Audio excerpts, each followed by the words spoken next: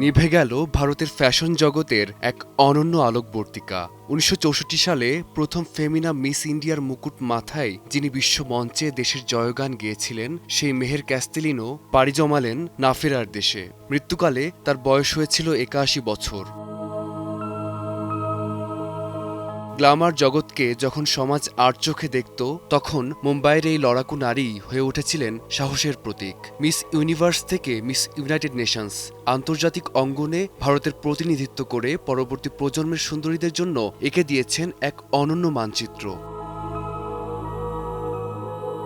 কেবল র্যাম্পেই নয়, তুখোড় লেখনীর মাধ্যমেও রাজত্ব করেছেন দশকের পর দশক।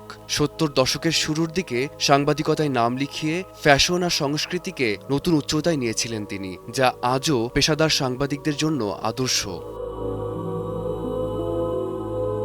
মেহেরের প্রয়াণে ফ্যাশন অঙ্গনে নেমে এসেছে শোকের ছায়া। ফেমিনা মিস ইন্ডিয়া কর্তৃপক্ষ সামাজিক মাধ্যমে তাকে স্মরণ করে দিয়েছেন পথিকৃত আখ্যা।